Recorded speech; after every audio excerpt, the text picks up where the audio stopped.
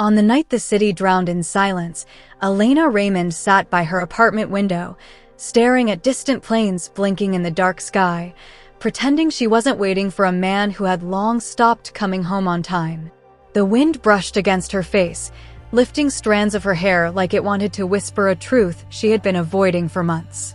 She told herself Liam was just busy. Another late meeting, another presentation, another "don't wait for me tonight" love, but her heart had stopped believing those excuses long before her mind did. The first lie had slipped out so smoothly that she almost admired its elegance, but lies never rot overnight. They corrode slowly, quietly, until everything collapses. Tonight felt like that collapse. The wall clock struck midnight, echoing through the hollow apartment, and she felt her throat tighten with a strange mixture of fear and realization. For 7 years, Liam had been her entire world. They had built dreams on shared morning coffees, gentle forehead kisses, promises whispered between tangled bed sheets, and countless small, ordinary moments that felt extraordinary because they were theirs. But lately, those moments had disappeared, replaced by missed calls, distant eyes, and a coldness she could taste in every room he left. She had tried to convince herself that relationships go through phases. But phases don't leave lipstick stains on collars or late-night perfume scents that don't belong to you. She had ignored all of it because loving someone deeply often means lying to yourself even more deeply. Tonight, though, the lie was too big to swallow. Maybe it was the silence. Maybe it was the loneliness. Or maybe it was the sinking feeling that Liam wasn't just slipping away, he had already left long ago. She picked up her phone again. No message. No call.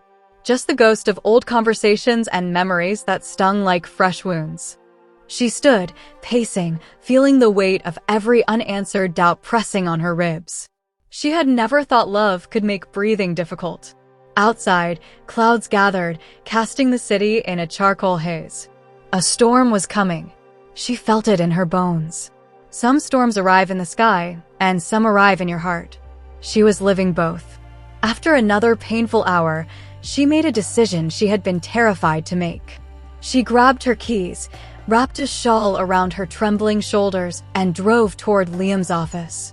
She wasn't going to accuse him. She wasn't going to scream. She just needed answers.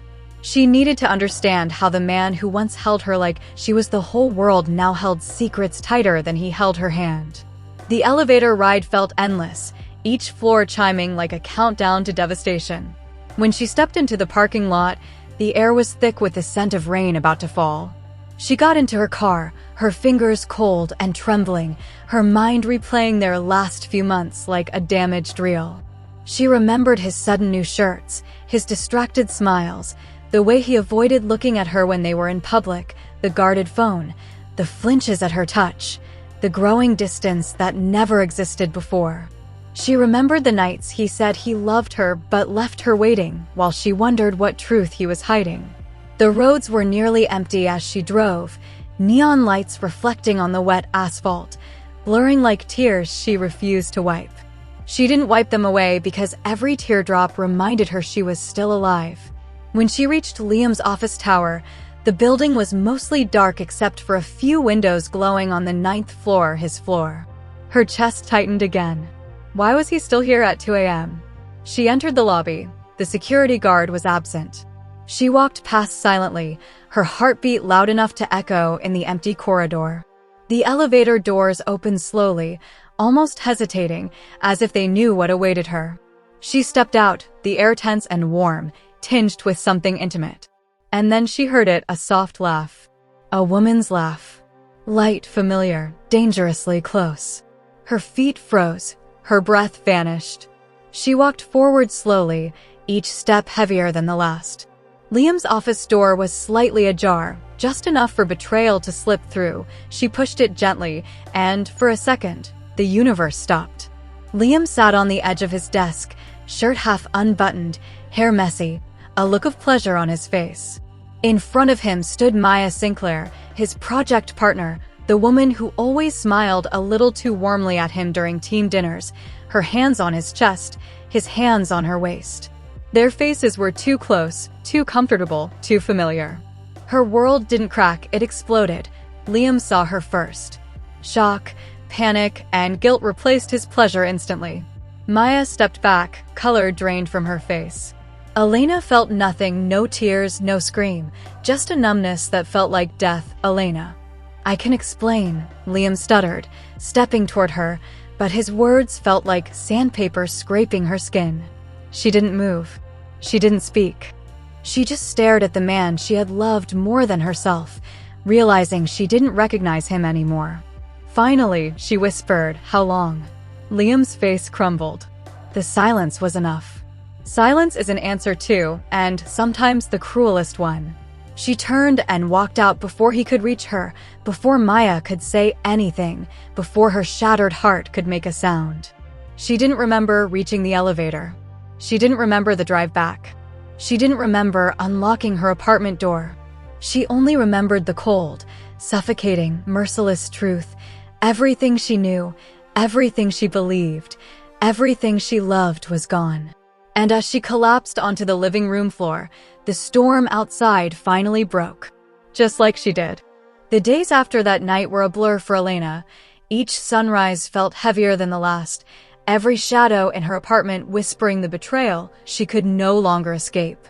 She avoided mirrors at first, not because she wanted to hide, but because the reflection reminded her of the woman who had once trusted completely, loved blindly, and given herself to someone who had already stopped caring. Sleep became a stranger, wandering through empty hours while her mind replayed every conversation, every kiss, every whispered "I love you" that now felt like a rehearsed lie.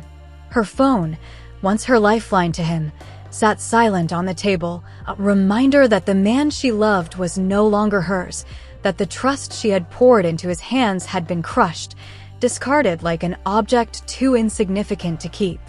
Friends tried to reach her, worried messages piling up, but she couldn't respond.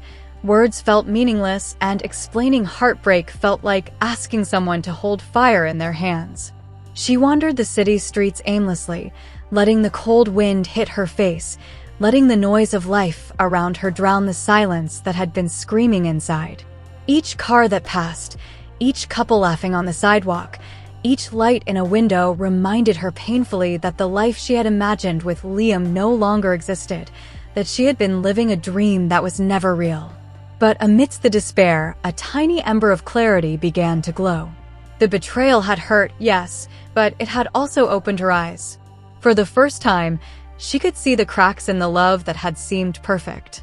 She remembered the subtle lies, the secrets, the disappearing acts, and realized that the man she loved had never truly been there. And in that recognition, something shifted. Her pain became a mirror, reflecting the truth she had been too blind to see. She didn't just mourn Liam, she mourned the version of herself that had allowed herself to be hidden behind his lies, the girl who had silenced her instincts for love, the girl who had forgotten her own worth. She began to reclaim herself in small ways. She cleaned her apartment meticulously. She bought flowers for herself. She cooked meals even when she didn't feel hungry. She began to smile at herself in the mirror, small and quiet at first, but enough to remind her that she was still alive. Then came the confrontation she hadn't expected. Maya, the woman who had shared Liam's deceit, the other half of the betrayal Elena had been too numb to face until that day.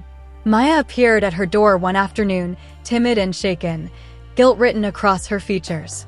She admitted that Liam had lied to her too, had told her he was single, had spun her dreams with false promises, and Elena felt a strange solidarity in that moment. She didn't feel anger at Maya. She felt pity for both of them. Two women manipulated by the same man, two hearts wounded by the same selfishness. They spoke for hours, sharing details, tears, and rage, and for the first time Elena felt the burden of betrayal lighten, not because it was forgiven, but because it was understood. Liam had lost more than her trust. He had lost the power to control her, to define her, to cage her heart. She made a vow silently that she would never again let anyone diminish her worth, never again allow someone else's lies to define her reality. She returned to her routines with a renewed purpose, pouring herself into work, rediscovering friends she had drifted from, traveling alone to places she had once dreamed of visiting with him. Every step she took, every day she survived, was a testament to her strength. And with each passing day, the ghost of Liam and his deceit grew fainter until the memories were sharp but no longer suffocating. She went to bed at night with a sense of accomplishment that had nothing to do with him, woke up in the mornings with hope that belonged only to herself, and, for the first time in years, felt the power of her own heart. Months later, fate forced her to face him. Liam appeared at a cafe where she had been sitting quietly, sipping coffee, working on her laptop, radiating a calm she had earned through suffering. He approached, tentative, shame written on every line of his face, trying to speak, trying to apologize, trying to reclaim a heart that had already moved on. Elena looked up at him, her eyes steady, her lips curved in a soft, distant smile, not bitter, not vengeful, but serene. She didn't need his explanations. She didn't need his excuses. She had grown stronger than his lies, more whole than his betrayal. She stood up, thanked him silently in her mind for teaching her a lesson she would never forget, and walked away, each step a beat of freedom. A declaration that she no longer belonged in his story. Liam watched her leave, realizing too late that the woman he had betrayed was no longer the same, that she had rebuilt herself from the ruins he had left behind, that she was untouchable, unstoppable, and unbroken. And as Elena walked through the city streets, her heart steady and her spirit unbound, she understood finally that being cheated on did not define her weakness.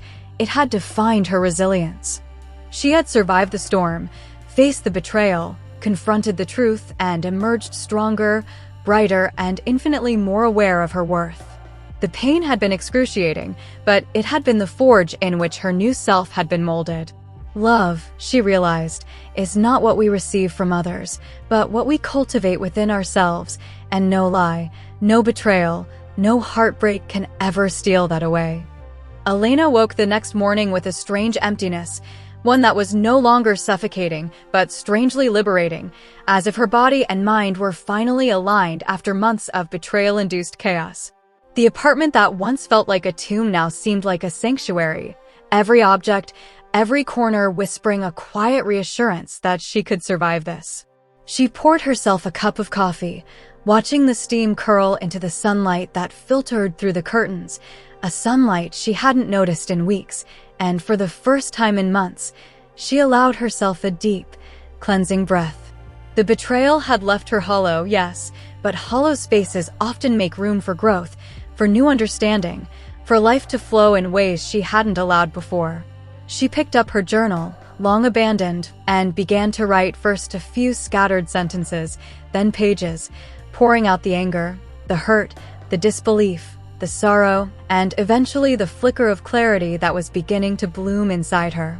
Writing didn't erase the pain, it framed it, gave it structure, made it less chaotic, less consuming.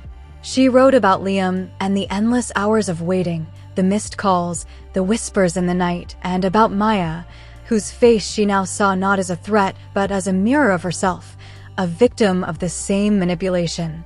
She realized that forgiveness wasn't necessary yet. Understanding was. Understanding freed her from the chains of silent suffering, from replaying scenarios in her head that had already ended in heartbreak. Over the next few weeks, Elena began small acts of reclamation. She walked to places she had avoided, cafes where they had sat together, streets where they had laughed, parks where they had promised each other forever, and she did it alone, feeling each step a mixture of grief and power. She reconnected with friends she had neglected, laughed again, ate meals that she cooked herself, not for someone else, but for herself, rediscovering tastes and sensations that had been dulled by constant worry and sadness. Nights were still difficult. Sometimes the memory of Liam's hands on another woman's waist haunted her, but she learned to breathe through it, to let the moment pass without allowing it to define her present. She started exercising, not to change her body for anyone, but to honor her own strength, to feel her own pulse, her own muscles working, a tangible reminder that she was alive and capable. Slowly, the fear that had accompanied her betrayal, The fear of being unworthy, undeserving, unloved began to fade. It was replaced with a quiet certainty that she would never again allow anyone to diminish her, to make her question her own value, to dictate her worth with deceit. Elena also returned to work with renewed focus, immersing herself in projects, building ideas, creating goals that were hers alone, and each success, no matter how small, was a victory over the grief that had threatened to paralyze her. Then came the day when she ran into Liam unexpectedly, months after the confrontation at a bookstore she frequented for solace. He looked at her cautiously, hesitant, almost afraid, and for the first time Elena noticed the difference, the arrogance, the carelessness. The confidence he once carried effortlessly had been replaced by uncertainty and guilt. He tried to speak, his words faltering, apologies spilling out like fragile pieces of glass, trying to mend what had long been broken. Trying to reach a heart that had already started to heal, Elena listened silently, her body tense for a moment, but then relaxed, her eyes soft but distant, her lips curving into a smile that was calm, serene, untouchable. She realized she didn't need his words to validate her experience. She didn't need him to acknowledge his wrongdoing to reclaim her own sense of self. She walked past him slowly, deliberately, each step a declaration of independence, a demonstration that she had survived what he had thought would destroy her. Liam's gaze followed her until she disappeared into the sunlight streaming through the store's front doors, and Elena felt the sweet, intoxicating power of reclaiming herself entirely, of walking through the world as someone who had survived betrayal and emerged stronger, wiser, and unbroken. Days turned into weeks, and weeks into months. Elena began to travel alone, visiting small towns and quiet beaches, immersing herself in new cultures and people who didn't know her story. She took photographs of sunsets that mirrored her moods, wrote poems that captured the pain and triumph of healing, and learned to dance alone in her living room to music she had once shared with Liam, transforming songs of heartbreak into anthems of resilience. She re-established boundaries in relationships, refusing to let anyone in without trust, refusing to be vulnerable without proof of care, and through that, she discovered that vulnerability was not weakness, but the bravest act of all. She also reconnected with her family, who had silently watched her suffer, allowing them to see her rise from the ashes, their pride in her growth fueling her own sense of self-worth. Elena realized that betrayal had been the catalyst for awakening, the crucible in which her independence, strength, and clarity were forged, and though the pain was unforgettable, it had also been transformative. She no longer defined herself by what she had lost, but by what she had gained, a heart that could feel deeply, a mind that could discern truth, and a spirit that could rise no matter the odds. Even as Elena rebuilt her life, shadows of the past lingered in ways she hadn't anticipated, creeping into quiet moments and threatening to undo the strength she had fought so hard to reclaim. Certain songs on the radio would pierce her chest with memories of laughter and whispered promises. Certain streets would echo with the ghosts of steps she had once taken beside him, and certain smells, the faint scent of cologne or perfume, would summon a storm of emotions she thought she had buried forever. But instead of letting these reminders trap her in grief, Elena began to confront them, letting herself feel the sharp sting fully before releasing it, breathing deeply as though each inhalation purified her heart of the lingering betrayal. She visited the cafes where she had spent countless evenings planning a life with Liam, now sitting alone, watching couples around her, letting herself smile faintly at their joy without bitterness, letting herself be reminded that life continued even after loss. She began journaling with increasing depth, not just recounting events, but exploring the emotions beneath them, the jealousy, the anger, the shame, and ultimately the realization that none of it defined her worth. Each word she wrote was an act of liberation, each page a step away from the darkness that had once consumed her. Work became her anchor.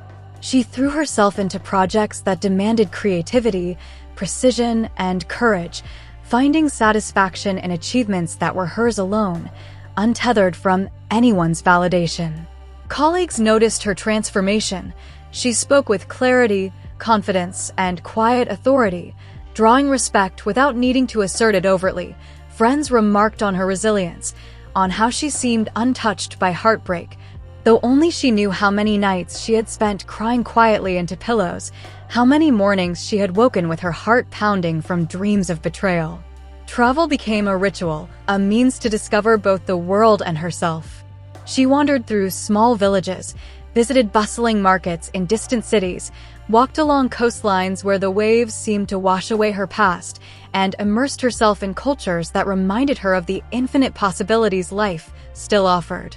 She photographed sunsets, crowded streets, and quiet corners, capturing fragments of a life she was learning to own fully.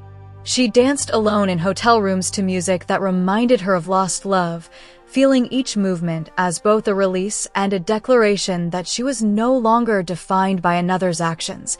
Then came the moment that would truly test her newfound peace. Liam appeared unexpectedly at an art exhibit she had been attending with friends, an event celebrating local artists she had begun supporting. His presence hit her like a sudden jolt, a reminder that the past never truly disappears, only shifts into memory. He approached slowly, eyes flicking nervously between her face and the ground, attempting to speak words of apology that sounded hollow even as they left his lips. Elena felt the old ache flare briefly, but she let it pass, recognizing it for what it was, a reflex of the heart, not a threat to her identity. She stood tall, calm, and unmoving, allowing him the dignity of speaking without needing to respond with anger or forgiveness. When he finished, she smiled softly, not in warmth, but in acknowledgement that she had survived him, that she had risen above the man who had once broken her heart.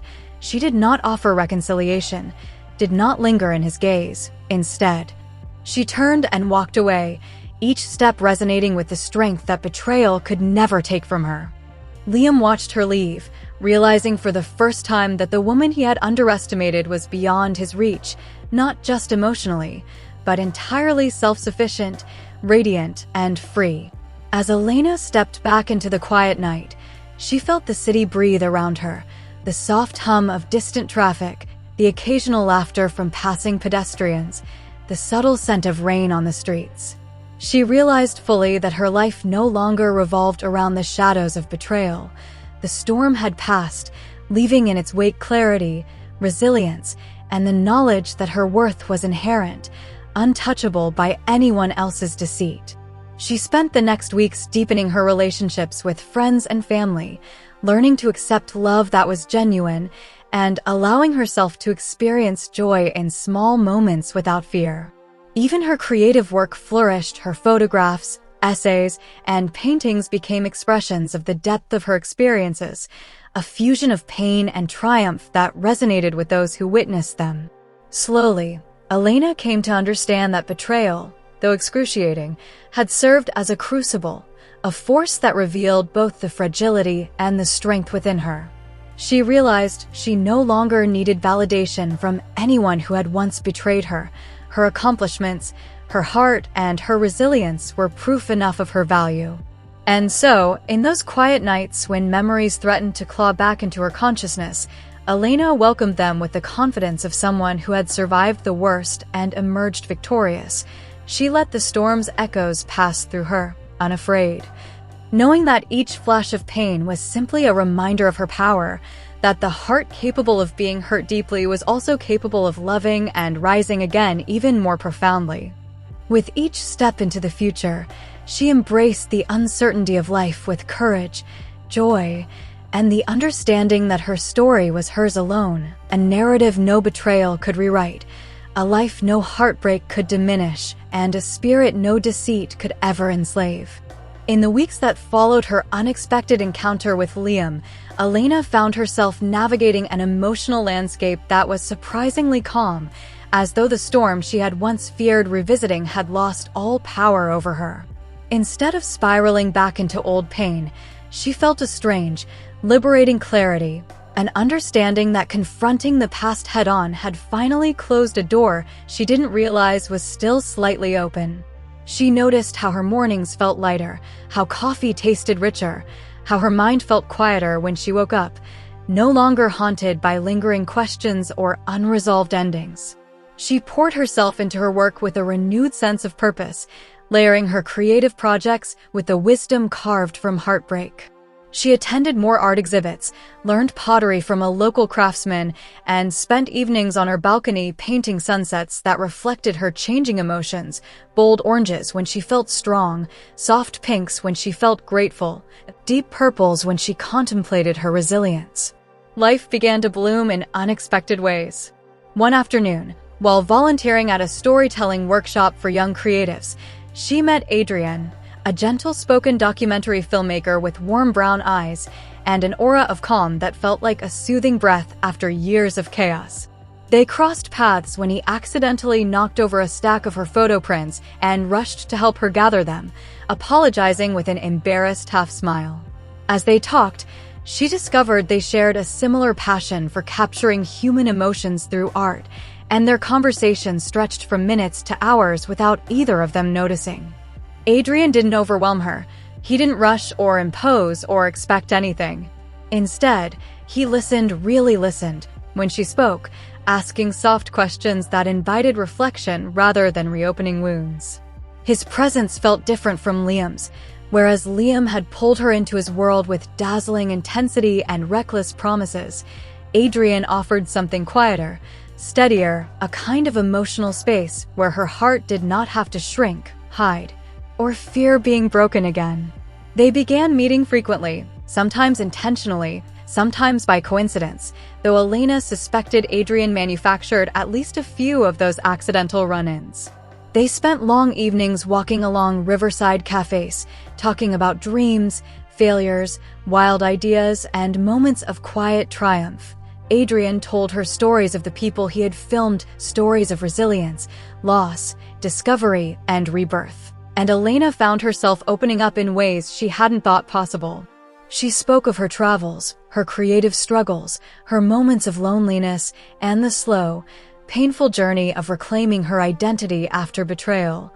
Unlike others, Adrian never pitted her or tried to fix her. He simply held her words with gentle understanding, as though they were fragile treasures deserving of respect.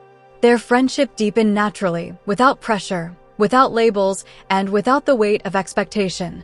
But beneath the surface, a subtle warmth grew between them, a steady flame that neither acknowledged openly, but both felt quietly, like an unspoken rhythm tying them together. Elena feared this feeling at first, afraid that trusting again would unravel all she had rebuilt.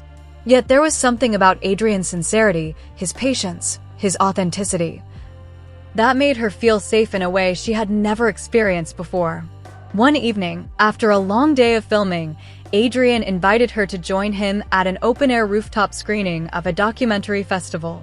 Lanterns swayed gently in the breeze, casting warm amber light over the small crowd gathered on cushions and rugs. The air smelled of jasmine tea, popcorn, and rain lingering on distant rooftops. When the film began, Elena felt the emotional weight of the story, a narrative of a woman who rebuilt her life after betrayal, mirror parts of her own journey, and tears gathered in her eyes. Before she could wipe them away, Adrian gently draped his scarf around her shoulders and whispered, "It's okay to feel. That's the bravest thing you do." It was not a romantic gesture. It was a human one, simple, kind, and deeply grounding. And in that moment, something inside Elena softened, not with fear, but with recognition that healing doesn't always end where the pain does. Sometimes it continues in the form of new connections that feel like quiet miracles. Over the next few days, Elena noticed how her heart no longer guarded itself from the world. She found herself smiling at messages from Adrian, laughing during their spontaneous coffee meetups, feeling a flutter of excitement when she spotted him waiting for her outside the workshop with his camera slung casually over his shoulder. She began painting him without realizing it, capturing the gentle curve of his smile, the thoughtful tilt of his head, the way his eyes softened when he talked about stories that mattered to him. She told herself it was nothing, just artistic curiosity, but deep down she knew she was falling for a different kind of man, a man who didn't want to own her, but instead wanted to understand her. Still, fear lingered like a quiet echo, What if this ends the same way? What if her heart was wrong again? But each time doubt crept in, Adrian's genuine kindness soothed the uncertainty. He never pushed her to move faster than she was ready. He never compared himself to her past. He simply remained steady, showing her through small gestures, warm teas, shared playlists, thoughtful notes, that love didn't always have to be loud to be real. And so Elena continued walking forward, step by step, letting the soft glow of new hope illuminate her path, not as a replacement for the pain she endured, but as evidence that even the deepest wounds can eventually make space for something tender, something meaningful, something beautifully unexpected.